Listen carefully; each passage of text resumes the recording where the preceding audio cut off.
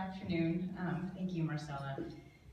You've done such a wonderful job today. You just MC this whole event, and I'm so amazed and so honored that you're here and doing this for me. You've done an outstanding job. I'm lucky to have you in my life, and I'm honored you're here to help.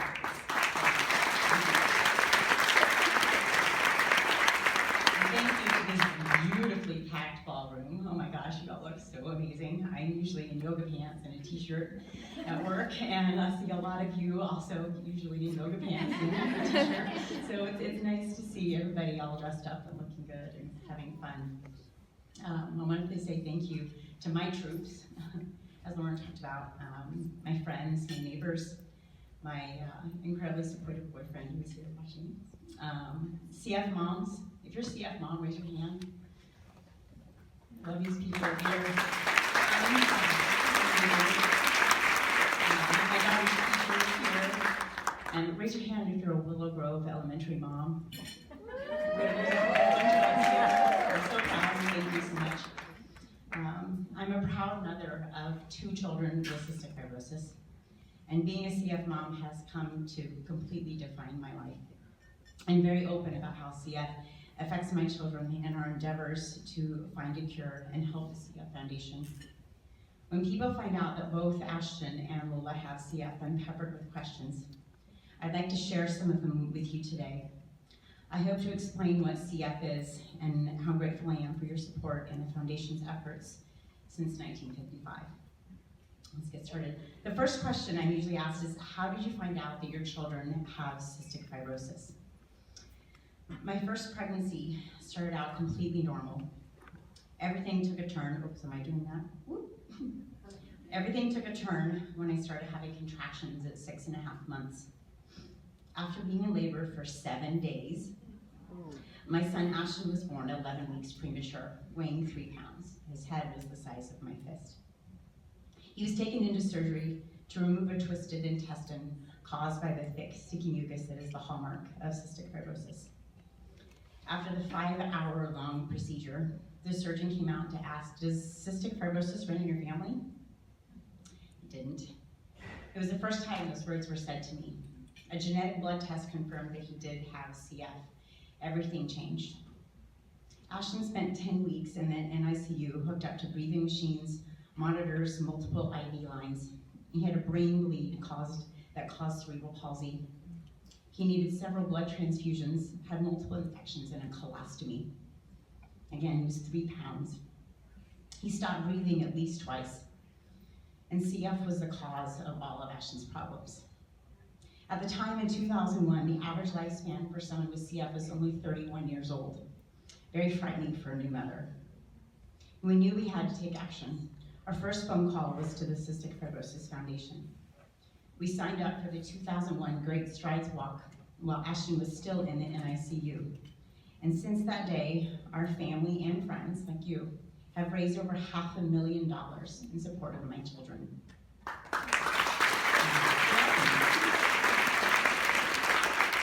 We knew that the risk of having another child with CF was 1 in 4.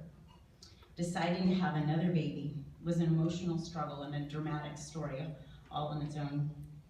I got pregnant with my daughter in 2005. Lola was diagnosed when I was 13 weeks pregnant. I still remember that phone call telling me she has CF too. I cried for the life that faced both of my children.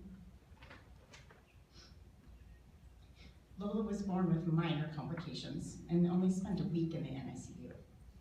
At the time of her birth, the average lifespan was up to 36 years old. Amazing progress, but not good enough.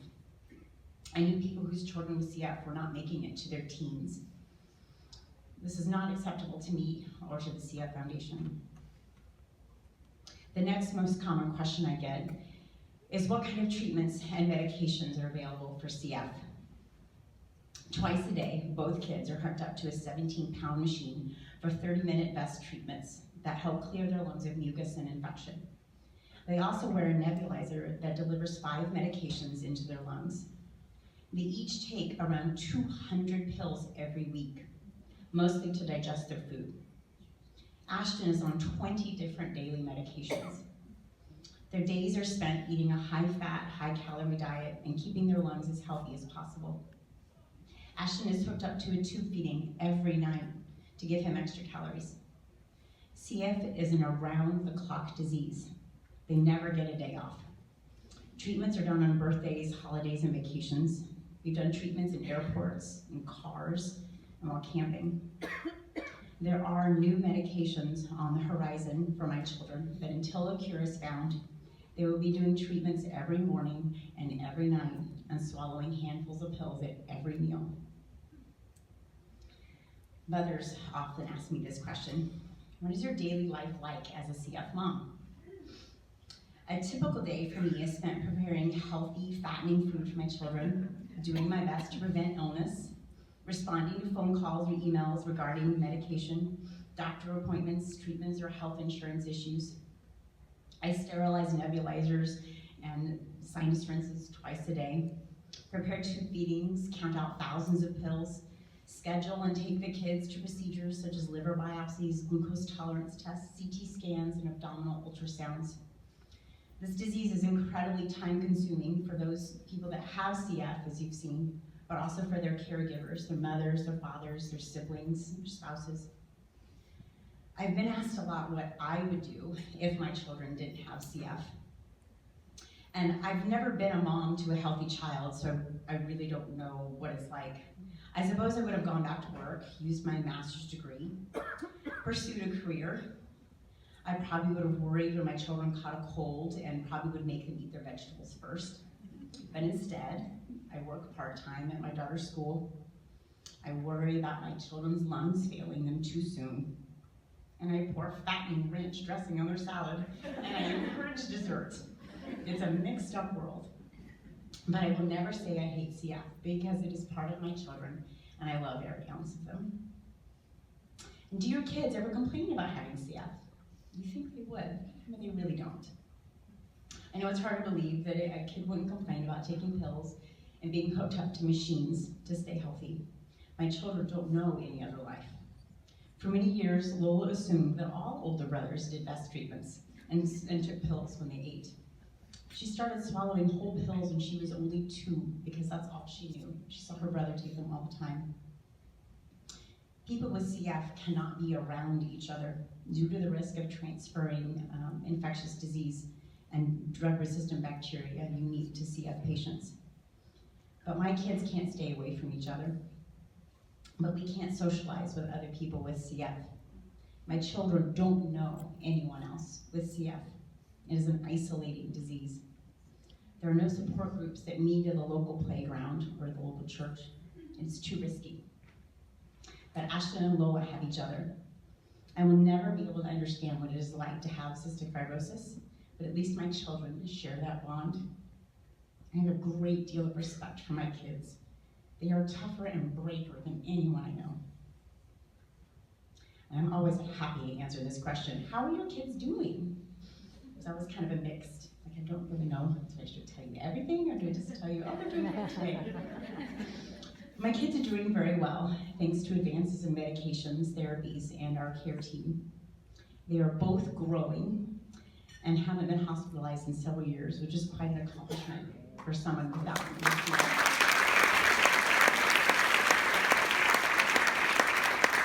My son is on Orkambi, a recently released drug, and since he started taking it, he's now taller than me, which is not much of an accomplishment considering I'm so short, but he's 15 and he's taller than me, which is awesome. It takes a huge team to keep them this healthy. Ashton alone has a pulmonologist, an endocrinologist, a neurologist, a hepatologist, a dietitian, otolaryngologist, infectious disease specialist, gastroenterologist, and an ophthalmologist, all because of CF. Both Ashton and Lola have MRSA in their lungs.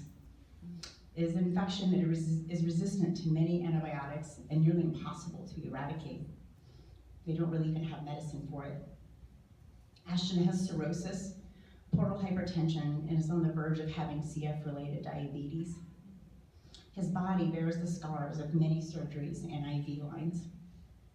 Despite all of these challenges, both Ashton and Lola are happy. They have wonderful friends, and can be incredibly, and spend most of their time being regular fun kids. I just had 10 sweaty teenage boys at my home for Ashton's 15th birthday party. We do not live in a bubble, and they were very sweaty. And finally, what does the CF Foundation do for your children? The CF Foundation is saving my children, ensuring they will have access to better medication, healthcare, and ultimately, a cure. When the foundation was established in 1955 by Phyllis Kossoff and other passionate women like many of you here today, children with CF were not expected to live long enough to attend elementary school. Can you imagine what that would have been like to see your child and know that they might not make it to kindergarten? I can't imagine. Little was known about the disease back then, and there were no effective treatments. Through the foundation's efforts today, my children may live into the 30s or 40s and beyond. But the collective mission has not been achieved. We must get together on days like today and continue the fight. I want a cure, and I want it soon. As you know, Lauren was one of the Breath of Life honorees, was not able to come.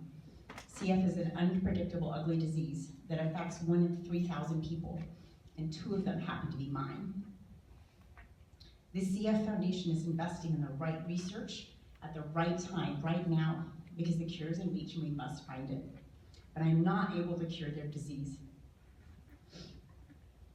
Ashton and Lola and all our CF warriors need you. All your support goes a long way in helping us reach our goal of giving me and all the other CF moms out here the one thing that any mother wants: long, happy, and healthy lives for their children. Thank you very much.